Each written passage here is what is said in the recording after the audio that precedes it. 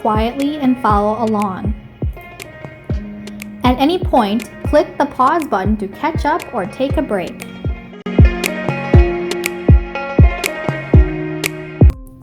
Alright, let's begin by cutting the circle of our candy. You're going to need 2 circles.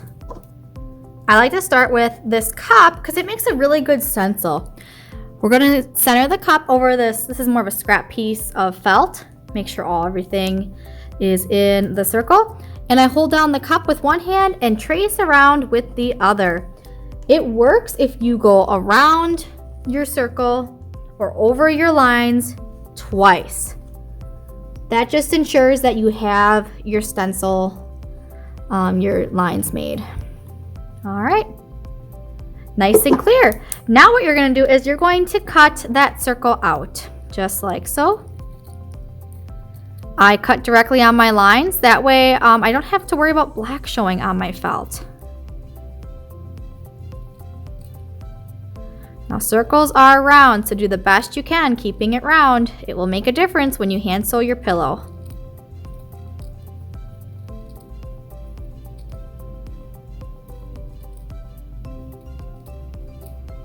Awesome, there's my scraps. And for the purpose of saving time in the video, I already pre-cut my other circle. What you can do is anytime you don't want the mark showing of your pen, you can flip them to the back. Okay, that's how you make a basic circle. Now, anything we're going to put on the top of our candy, you're gonna do that. Hey artists, let's get into some hand sewing now. I'm just going to show you how much thread you might need, and we'll reference a basic 12-inch ruler. Here is my thread. I like to start with about a little more than 12 inches times 2. So that's 1, same length again, twice. Now I can cut my thread. That's a pretty good amount for going around our round pillow. Now you're going to take your thread and put it through, this is what we call the eye of the needle. There we go. Once you have it through the eye of the needle, you're going to bring your 2 ends together on one end and the needle together on the other, like this. You need to make a knot at the bottom of your thread. This will keep it from going through the fabric. Do 2 knots just to ensure that the knot is big enough and it won't go through your fabric. My thread is ready to use. Let's prepare our felt pieces. To help make sure that they don't move around and that they stay lined up where I want them, we can use pins. Pins are extremely helpful. Here's how you pin fabric. Once I line up my pieces of fabric like I do now, got them where I want them, I'm going to take the pin, and I like to pin it kind of more towards the edge, not quite, leaving room for where I'm going to hand sew. Go through both pieces of fabric, and then I'm going to turn it up towards the ceiling while pushing the side of my fabric down, forcing the pin to go through both sides once again. If I flip it over, this is what it looks like. Let's add 4 pins to our pieces. So I'm going to rotate and repeat again. Insert pin, tilt the pin up towards the ceiling, and push the fabric down. There you go. You want to have just a good amount of fabric on your pin, not too much, not too less. This is what too less of fabric looks like. Let's see if I can get it. When it's that much, it doesn't really even go through both pieces of fabric. This will be an example of too much, where it barely even touches through. Then it won't hold as I move the fabric around.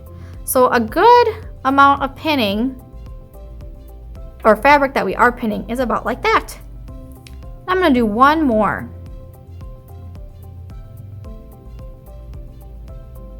Just a side note, it's nice to have all your pins going in the same direction, just for your safety so you don't get poked. Let's begin sewing. Before we do though, I'm going to show you this handy dandy trick that we can use with a pen and kind of mark a trail where we want to hand sew. That way we don't have to really think about it. We can just do our running stitch on the track. So I'm going to use a pen and I'm going to make a mark a little farther away from the edge. You can kind of see here, about 1/4 inch. I'm going all the way around. You want to make sure that where that line is, both pieces of your fabric are underneath. Here we go. And then I'm continuing all the way around until you get to your starting point, which my starting point was about right there. You're going to continue, and I want you to stop so you have enough space to put 2 fingers from where you started and where you ended. We're going to stop the track, meaning we need an opening in the circle we just drew. That will become important later on. You'll see why. Let's begin hand sewing. You have a needle and a thread. We're going to insert the needle where our line started, making sure the needle goes through both pieces of the fabric and pull it through. The knot will stop the thread from going through. Now we're going to come back up, and I just like to see where my needle pokes through to get that will show where the needle's going to come through. Pull it all the way through and make sure it's through both pieces of fabric. Continuing on that line. Now we're going down through the fabric, pull through, and back up through the fabric, pull through. This is about the size and the spacing your stitches should be all the way around. Try to be as consistent as possible. Push through to the back, push through to the front, all the way around. Let's do this.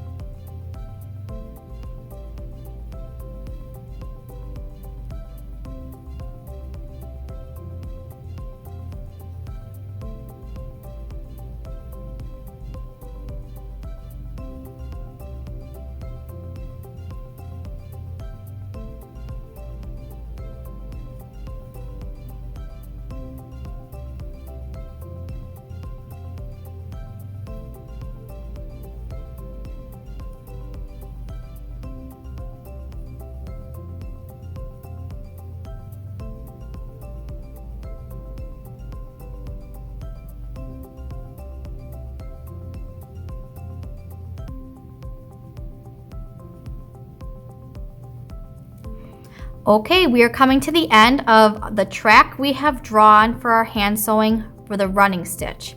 We are going to stop when we get to the end of that black line. Here's what you do. You finish your last stitch, whether it's on the front, in this case mine stopped on the back, and you're just gonna leave your needle floating, any extra thread. Don't cut, don't do anything. You can now remove all your pins because your fabric is secured.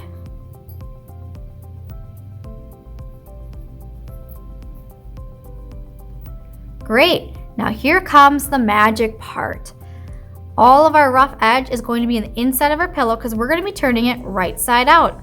You're going to open up the hole, and it's okay if you stretch out those stitches because you can always pull it back again tight. Start with just pushing through a little bit of fabric at a time. I'm using my fingers to just push it. You can even turn it and flip it the other way and use your thumbs to push it through. I find my thumbs a really great tool so I can push against the seam and pull the fabric back like this. Push and pull, push and pull. I'm going all the way around the seam, just making sure my sewing has completely flipped out. There we go. Now I can pull my thread a little tighter, and we're going to complete the last little bit of our edge. Now let's stuff our pillow. I'll show you a good amount of stuffing for your pillow. Here we go. I like to do little bits at a time because if you just shove it in there, it might stretch out your pillow and make it a little wonky. Once again, your thumb is a really great tool. I push my stuffing all the way to the back inside.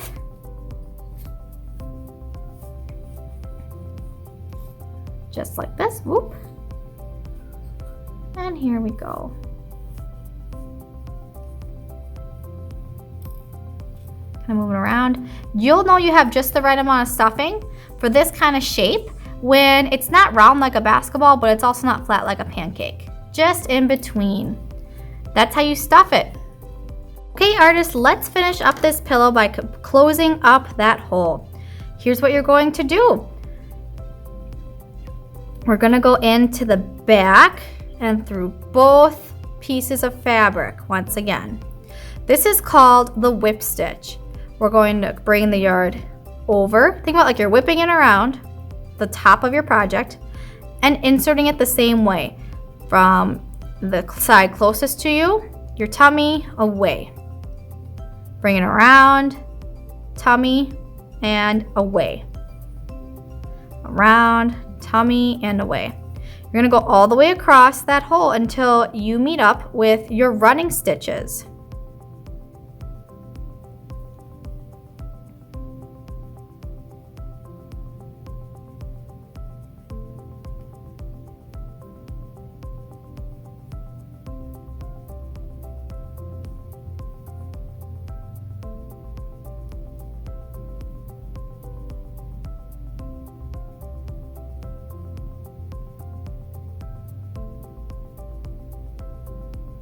Okay, once you have it sewn across, we need to secure that stitch to make sure it doesn't come out ever again. So we're gonna insert it. We're only going through one piece of fabric this time, only one, and we're coming out very short and abruptly. Pulling it all the way through, but not quite. Leave a little bit so you have a nice loop. And I'll show you with my fingers. That's a pretty good size loop if possible. Then you're going to take your needle and put it through the loop and pull. That will secure that stitch. Do this one more time.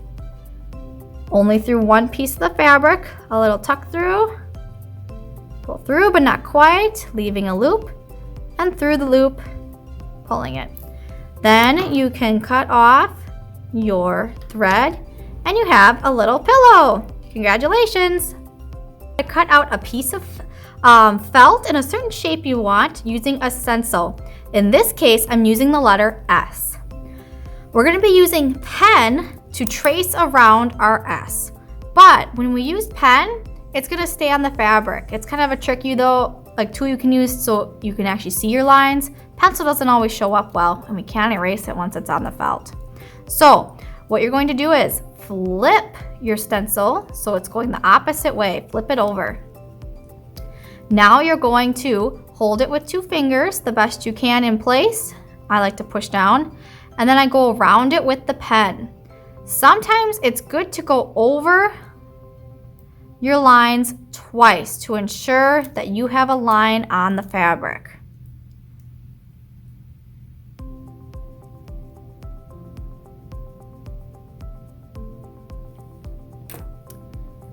Awesome. There is my S.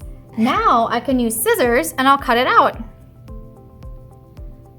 In this video, I'll show you the difference if we would have kept the S going the right way, like how we would read it. If we did that, we would have the pen lines on your fabric. So it's important that you flip it over.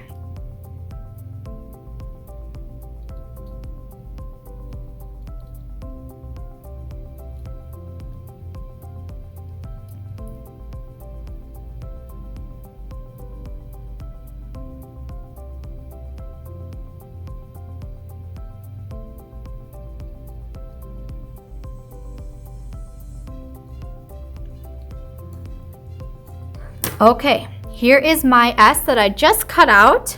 When I flip it over the right way, you won't see the pen lines anymore. Shh, this is kind of a secret trick that we artists do. Here, I'm going to show you a different example where I cut out the S when it was flipped the right way and then I traced around it. Because we didn't flip it over and we can't do that, it causes your S to have those black lines from the pen. So very important that you flip over that S so it's the right way in your stencil. All right, bye. Attach our S to our Skittle pillow blanket. Now there's many different ways you can do it. You can use a particular fabric glue, that would work. You could hand sew it on, or you can use a hot glue gun. For this, I'm going to be using a hot glue gun. I'm going to flip over so I have the back of my S showing, and I only want to add little dots of glue, spreading it out, and being very careful not to touch any of those places. Whoop, there we go.